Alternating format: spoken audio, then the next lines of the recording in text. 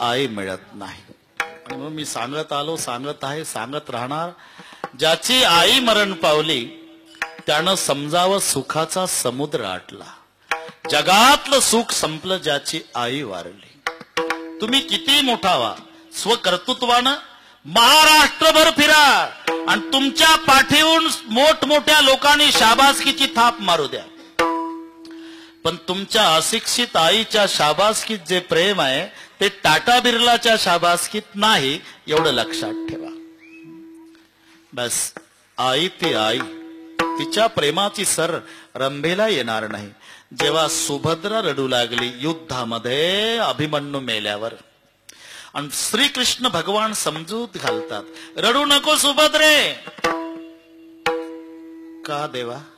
अर्जुनासारख्या वीराची बायको आहे तू, पंडू राजाची सून आहे आणि परमेश्वराची बहीण आहे. सुभद्रे, रडणं शोभत नाही तुला. देवा, हे नाते पाठ आहेत रे मला.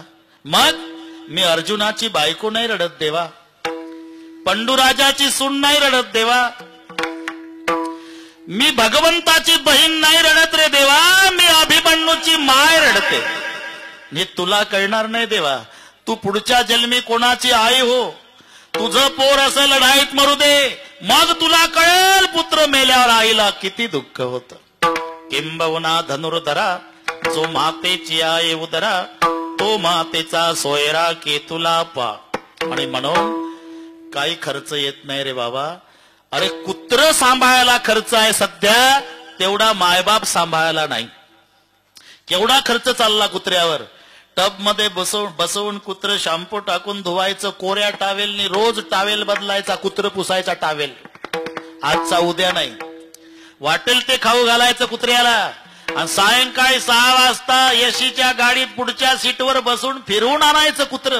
याचं कुत्र एसीच्या गाडीत बसून फिरतं आणि याचा बाप न याची आई वृद्धाश्रमात परवाच्या भाकरी खाते. विचार करा. म्हणून कीर्तन संपल्यावर घरी जा आणि मंडईच्या पाया पडा. ती म्हणाल काय डोक्यात फरक झाला का काय तुमच्या? कीर्तन ऐकून आलो म्हणावं. हे सांगितलं त्या बाबानं? नाही, माझे डोळे उघडले म्हणावं. आज माझ्या माय बापाला वृद्धाश्रमातून घरी आणतो म्हणावं. ती म्हणाल घरी आणा, पण बंगल्यात नाही राहू देणार, जर्सी गायीच्या गोठ्यात ठेवतो म्हणावं.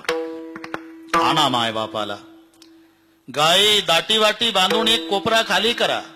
खर्च येऊ देत नाही तुम्हाला. माय बापाला 2 फाटके पोते द्या, 2 मळकटल्या गोदड्या द्या, 2 ताट जर्मनची द्या, 2 तांबे प्लास्टिकचे द्या. स्वयंपाक करू नका. मुलाबाळातून उरलेली एखादी भाकरी बायकोच्या चोरून पॅन्टच्या खिशात घाला. ज्या मायबापानं उसनं पासनं करून तुम्हाला लहानाचं मोठं केलं, त्यांच्यासाठी रोज एक भाकरी चोरा. पाप नाही लागणार तुम्हाला. मोटरसायकलने ऑफिसला जात असताना मोटरसायकल गोठ्याकडून न्या. का? जसे जनावर मालकाची वाट पाहतात, आमचा मालक चारा टाकायला येईल, तसं भुकेनं व्याकुळ झाल्यामुळे मायबाप सारखे बघत असतील आमचा लेक भाकर घेऊन येईल. गोठ्याच्या पुढे मोटरसायकल उभी करा. उतरू नका, तुमची वेळ वाचवतो. खिशातली भाकरी काढा आणि कुत्र्याला फेकता तशी गोठ्यात फेका. भाकरीकडे पाहू नका, सेनात पडली का गव्हाणीत, तुमचं काम झालं. तुम्ही ऑफिसला निघून जा. आता तुमची माय तिला उठवत नाही. घुसत घुसत घुसत घुसत भाकरीपर्यंत येईल. ती भाकरी आपल्या जागेवर नेईल. अर्धी भाकरी बापाला देईल, अर्धी माय घेईल. दोघाच्याही मुखात दात नाही, भाकरी चावत नाही, भाजी नाही. दोघही ताकद लावून मायबाप आपापल्या अर्ध्या अर्ध्या भाकरीचा ताटात भुगा करतील, त्याच्यात पाणी वततील आणि भाकरी खाताना एकमेकाकडे पाहून डबडबल्या डोळ्यानं. तेव्हा माय म्हणल का हो, 4 वर्ष होतो आपण वृद्धाश्रमात. तिथल्या खाकी कपडेवाले कर्मचारी सेवा करायचे, रोज गरम चपात्या दुपारी द्यायचे हो. इथं 4 महिन्यापासून गोठ्यात कुत्र्यासारखी भाकरी फेकतोय आपला दादा. तरी बाप सांगल रडून, म्हातारे खरं सांगू, पांडुरंगाची शपथ घेऊन सांगतो मी तुला, 4 वर्ष त्या गरम चपात्यात मला आनंद वाटत नव्हता.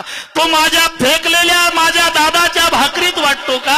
भाकर माझ्या दादानं दिली म्हणून भाकर, माझ्या लेकानं दिली म्हणून भाकर, माझ्या राजानं दिली म्हणून. अरे कुत्र किती प्रेमानं सांभाळा, चावल्याशिवाय राहणार नाही. माय बापाला फेकून भाकरी वाढा, आशीर्वाद दिल्याशिवाय मरणार नाही.